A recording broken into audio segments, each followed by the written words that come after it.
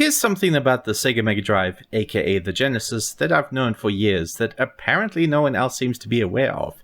So we all know that the Mega Drive 2, or just simply the Model 2, has a bit of an issue with its audio quality. Here's what a Model 1 sounds like.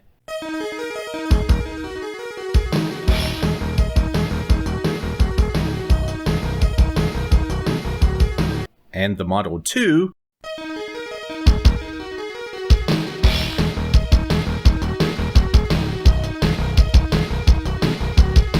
So yeah, not great. But really, to be honest, it's not terrible. Don't get me wrong, it's very noticeable when you do a side-by-side comparison, but it's not too distracting in a casual setting.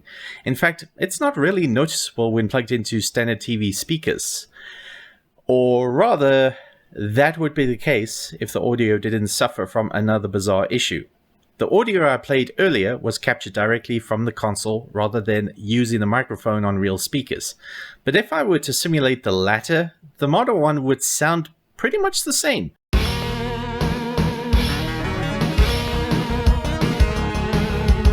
But the Model 2?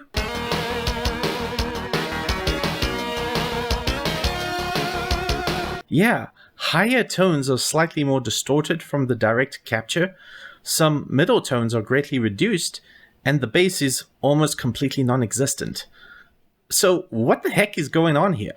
Well, give me a few moments to first explain something. During this gaming generation, not a lot of games offer true stereo, and if they did, it was usually kind of gimmicky. Like when every time Sonic collects a ring, the sound effect just alternates between left and right speakers with every pickup. Apologies to anyone watching this on a device that doesn't have much stereo separation, or none at all, but trust me, when using headphones or a good pair of stereo speakers, the effect is jarring. But even getting that back in the day was really something, since cheaper TV sets in the 80s and early 90s generally didn't support stereo at all. So many developers didn't even bother mixing the game's music or sound effects in stereo. This is why the Model 1 only outputs stereo in the front headphone jack and not through the rear connector that plugs into your TV, just in case said TV doesn't have stereo. But why didn't it do it anyways, even if the TV only did mono? Well, then this would happen.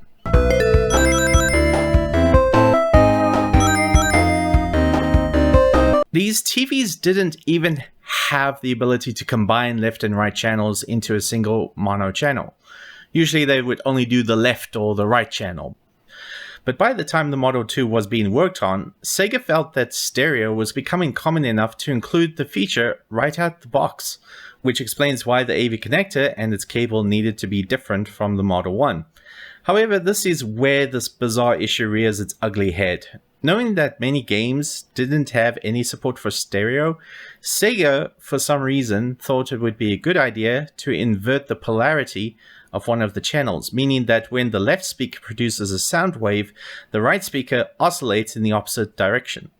This makes the sound distinctly different when your brain compares the left channel to the right, thus creating a stereo effect. But it's not true stereo.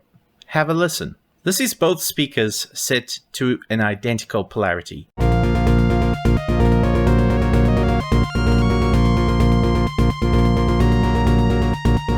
And this is with one of them being in the opposite polarity.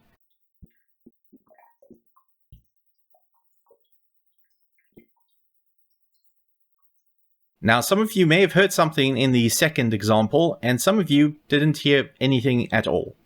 That is because if you're watching this video on a device that only outputs in mono, both channels are cancelling out each other. Almost like active noise cancelling, right? Well, it's not almost like active noise cancelling. It is exactly how active noise cancelling works. Now, stereo speakers are generally not facing each other. This is why they don't cancel out each other completely, which is why you can still hear something. But by just being somewhat adjacent to each other, many frequencies are being dampened by this. To cancel out a very high frequency requires a lot of intended precision. That's why you're still able to hear it even under these conditions. But lower frequencies, like the bass, is more vulnerable to this unintended dampening.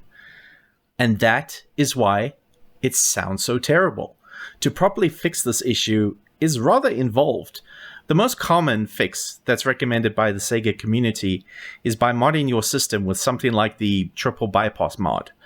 But this particular problem is caused by something that is so trivial. Could one, in theory, simply swap the right channel's 2 wires to put the polarity back to normal? Unfortunately, I already tried this.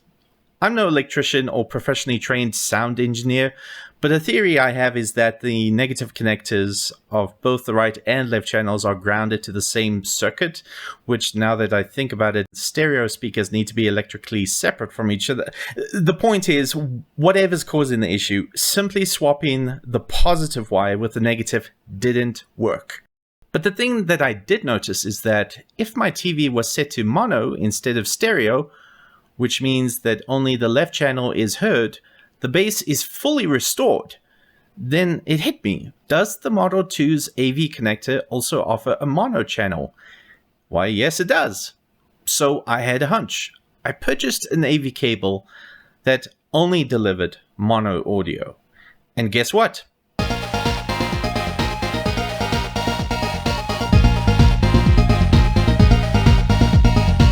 It worked! And because this was true mono, and not just using the left stereo channel, but also combines the right channel, all sound effects, musical notes, and percussions can be heard. Let's do the sonic ring test.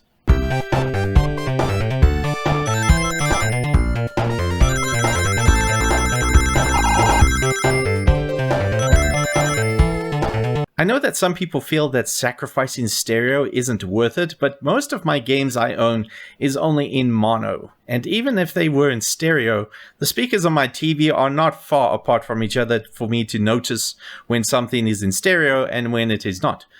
So why don't more people know about this quick, cheap fix that greatly improves the sound quality? I'm sure there are real techie guys that know about this issue, but these people seem to not bring it up at all. Maybe because they feel that a compromise like switching to a mono-only cable isn't a replacement for a proper audio mod that fixes all the issues. But what if I don't have the means to perform this mod? Like, what if the mod kit is no longer available for purchase? Like maybe the manufacturer stopped making it, or maybe they just don't ship to my country unless I have to use some kind of elaborate shipping method that costs me a lot more money. Or maybe it's only temporarily unavailable and so I just have to wait a bit. Or maybe I'm just not comfortable doing the mod myself. Is the mono cable a solution worth considering? I think yes. The audio is miles better than it was before.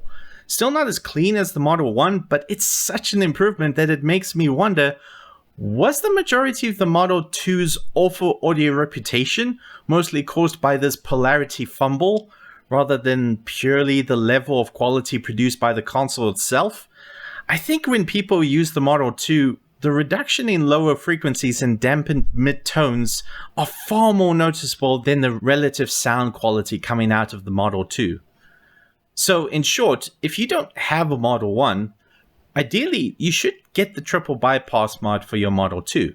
But for whatever reason you can't, absolutely, definitely get the mono cable. Until next time.